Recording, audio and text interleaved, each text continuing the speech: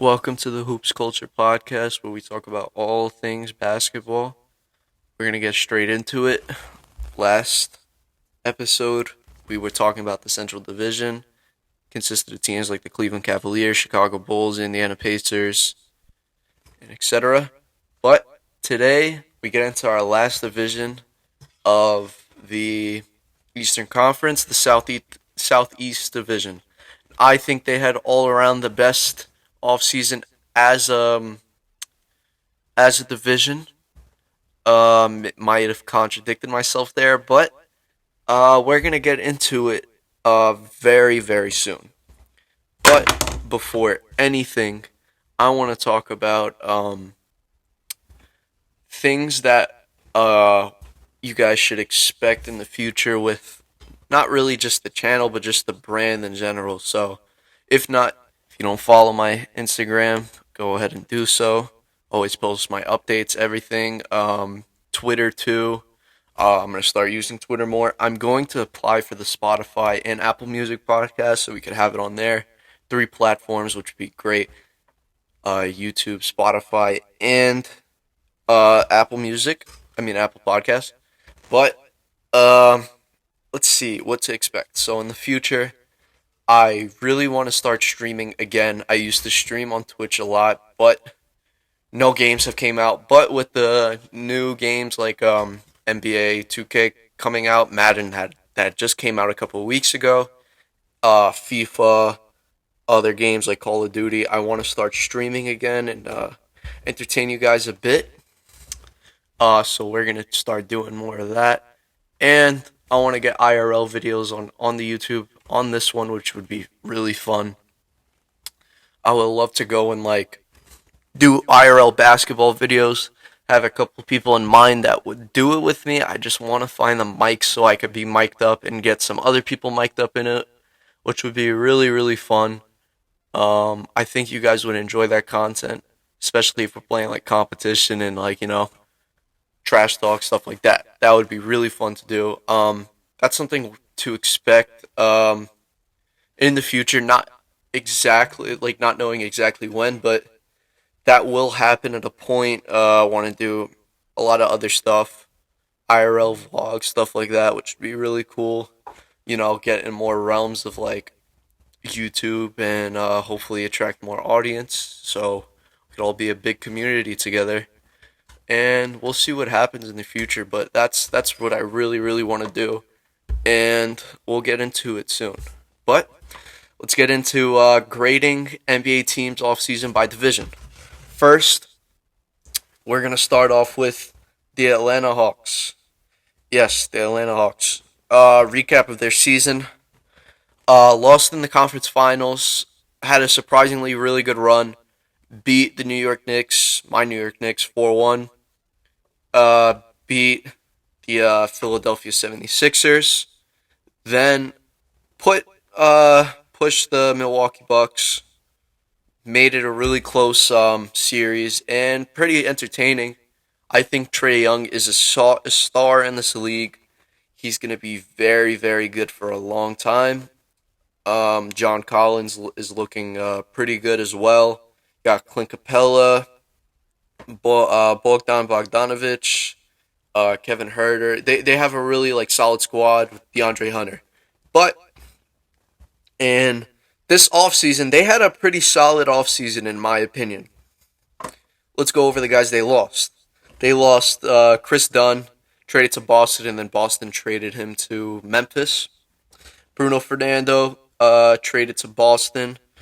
Brandon Goodwin signed with nobody as of late. Nathan Knight signed with the Minnesota Timberwolves, and Tony Snell signed with the Portland Trail Blazers.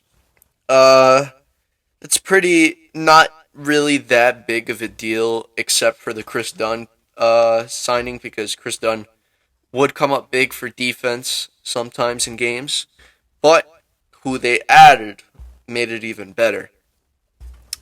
They signed Gorgie Jang from the San Antonio Spurs. Not bad, not a bad big to have. A little little more experienced than Bruno Fernando, but someone to have off the bench. You got DeLon Wright, who's a good point guard, could replace Chris Dunn. So you're getting replacements. That's the big thing. But in the draft, that's where you shine. You get Sharif Cooper in the second round. Man, he was projected to go first round, and you get him in the second. That's a steal. He's going to be getting more minutes, I believe. Not this year, but I think he'll get more minutes next year. And you got Jalen Johnson in the with the 20th pick. That's perfect value to get. He's a project. He has character issues, but man, he's gonna be good for them in the future. So, what I would give this Atlanta Hawks team, I would give them their off season. I'd give them a B minus. Not bad. You upgraded on some of your bench players, and you added 2 good draft picks, which no one thought you would get because they would be a lot higher than what they were. So B minus, solid offseason, nothing more.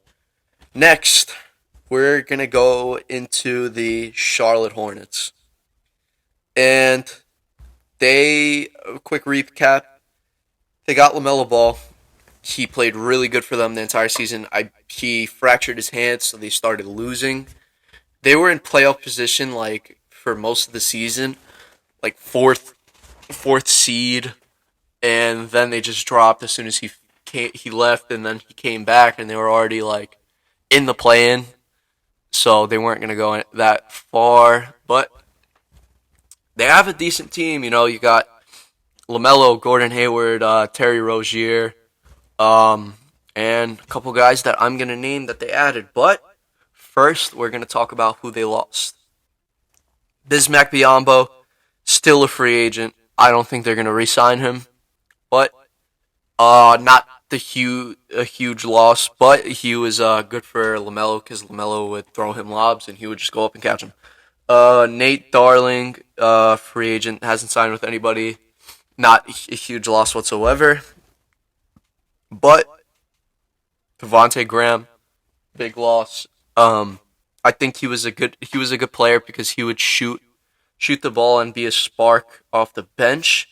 But he is going to New Orleans, and we'll see how he does there. Caleb Martin, he got waived actually, and he's a free agent for the Charlotte Hornets still. Malik Monk signed with the LA Lakers. That's a huge loss because he was also a spark that could just like turn it on and just start shooting like lights out. Grant Riller signed with the Philadelphia 76ers. Brad Wanamaker is still a free agent. And Cody Zeller signed with the Trailblazers. So those are some key guys they lost, but they added some good guys. So let's dive deep into that. First, I think the best part of their offseason was getting James Bouknight, the 11th pick in the 2021 draft. Man, he's a beast. He's a bucket. He could just get you a bucket and score with ease. I can't wait to watch him play. He was one of my favorite players in college. I love watching UConn because of him. So he's gonna be great. You got Wesley Iwundu traded from in the Devontae Graham sign and trade. Not too big of a signing, but he's a good bench guy. Trade. You got Kai Jones in the draft, another pick I liked. Good big to have off the bench. I don't know if he's going to start right away, but eventually he will start. You got Arnaldus Kolbuko. Got him with the 55th overall pick, but it was draft rights in 2019, so he will be on the team. Scotty Lewis with the 56th overall pick, which is actually a good pickup because he's a good defender. I don't know if he's going to pan out to anything in the league, but he's got some upside. Then you get Kelly Oubre from the Golden State Warriors in a signing. A guy who could, also score. He's had a bit of a down year this year, but he'll pick it up, hopefully on a new team, and see what they can do. Mason Plumlee, not a bad trade. because he's a guy who's a bona fide center who could, give you, 8 points, 10 rebounds, and you know what you're getting out of him, so that's not bad. And you get Ish Smith on a contract, not a bad point guard. And you got JT Thor from the draft, 7th overall pick, another center, see how he does. I didn't really see too much of him in the summer league, but yeah, not bad. I really like their offseason. I give it an A minus. I think it was great, perfect for the Charlotte Hornets. They're really turning around their culture. Michael Jordan's done a fantastic job with the team. Surprisingly, because a couple of years ago he was not looking too good, but man, we're gonna see how he does in the future, and that's it. That's it for the Charlotte Hornets. A minus. Best so far. Let's go into the next team, the Miami Heat. They had a big offseason. They didn't get a lot of players, but they got significant players. But let's go over who they lost. They lost Precious Achiuwa to Toronto Raptors in a trade that we will discuss in a second. Trevor Ariza went to the LA Lakers, signed the contract. Nemanja Bjelica signed with the Golden State Warriors. Goran Dragic got traded to the Toronto Raptors in a big trade. And Andre Iguodala signed back with Golden State. Kendrick Nunn signed with the Lakers as well. Not really big. I'd say it was more so big that they lost Goran Dragic, but they got someone big in return. Bjelica and Iguodala are big losses because they were guys that were really good role players for them. So we'll see what happens. But who they added is even better. They added the man, Kyle Lowry from the Toronto Raptors. He's going to elevate their team even more, man. They're going to be a great team. I can't wait to watch them. They got Markieff Morris from the Lakers. We're going to see how he does on the Miami Heat. He could kind of fill Bjelica's shoes with the shooting. Not as good, but he will fill the shoes to the best of his ability. And another big signing, man, he's old, but he still gets the job done. PJ Tucker. Defense and shooting, corner shots. One of the reasons the Bucks won the championship this year. So, man, the Miami Heat are doing big stuff. Last year, I wouldn't say underperformed, but they were just injured. Most of them were injured their entire season. They were a 6th seed. They got swept by the Bucks in the surprising sweep because I was thinking they were going to beat the Bucks 4-1, which is like one of the worst predictions I made this year. But I think they're going to bounce back, be a top 3 team in the East, and we'll see what happens. So I will give them a B+. Solid offseason all around. They could have added some more depth, but it wasn't terrible. So B+. Second to last, we're going to go with the Orlando Magic. The Orlando Magic, man, they had a tough year. Aaron Gordon, the Denver Nuggets, Nikola Vucevic, Chicago Bulls, they blew up the team. Markelle Fultz got injured again. Jonathan Isaac didn't play at all this year because of a torn ACL. He'll be back. Tough year for the Orlando Magic, man. I don't know what's gonna happen. They lost Dwayne Bacon, signed with the New York Knicks. James Ennis, who hasn't signed with anybody yet. Dante Hall, who has not signed with anybody yet either. Otto Porter, who signed with the Golden State Warriors. Jason Randall, signed with nobody. And Sedinius Thornwells, who hasn't signed with anybody either. But they added, in free agency, only one person, Robin Lopez. I mean, really? Robin Lopez, that's it. But in the draft, they got 2 top 10 picks. They got Jalen Suggs and Franz Wagner. But I don't know how Jalen Suggs is gonna fit on this team with 3 point guards. You got 4. You got Markelle Fultz, I mean, well, yeah, three other point guards, but four altogether. Markelle Fultz, Cole Anthony, and R.J. Hampton. Man, I don't know how that's gonna fit. I don't know. I really don't know. It's really confusing because why would you draft another point guard when you already got Cole Anthony, Fultz, and R.J. Hampton? And Franz Wagner's not going to be bad. He's going to be a good small forward for them. So we'll see what happens. Honestly, I give it a C plus. I really don't like the draft for them too much. The Jalen Suggs pick was really questionable. Yes, best player available, but you have three other point guards. Like, come on. So Orlando Magic C plus. Nothing crazy. You do get top two top 10 picks, so it's not the worst thing in the world. Um, yeah, let's get into the next. Sorry, I got a text. The last team in the Southeast Division we will go over are the Washington Wizards. Man, actually not a bad offseason. Really, I really like their offseason a lot. But the team recap, oh man, I didn't like um their season. They should have been better than what they were. Um, they got Russell Westbrook just tearing it up in the second half, but he was terrible in the first half. Um, Thomas Bryant injured.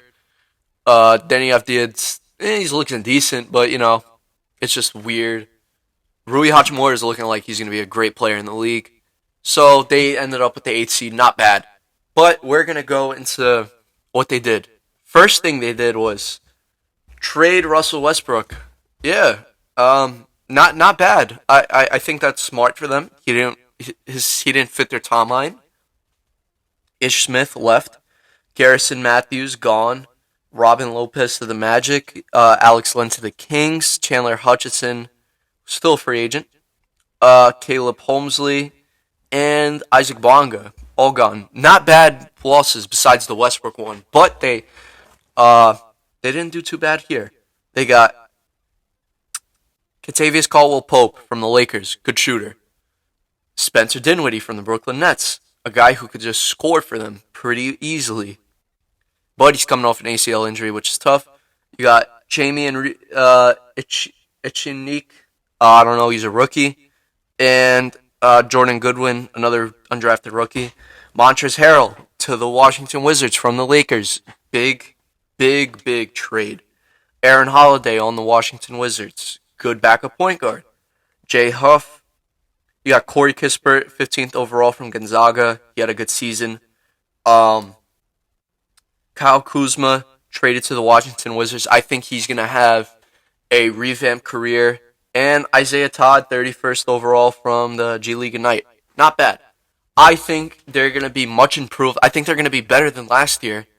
They're going to be one of my sleeper teams to be top six in the East. I think they just added way more depth. They're going to be a lot better. Rui Hachimura is going to have a breakout year. I can't wait to see what happens. I give him a B. Solid offseason. Not bad whatsoever. But yeah, I think we're going to call this an episode. A little short, but sweet. So we're going to get back Friday. It's going to be a little tough. I'm going to have to... Next week, school's going to start, so... Actually, no. Podcast will come on time because I'll be leaving earlier. So, yeah. It's going to be great, and I can't wait to see... can't wait for everybody to view this, and I'll see you guys later. Peace.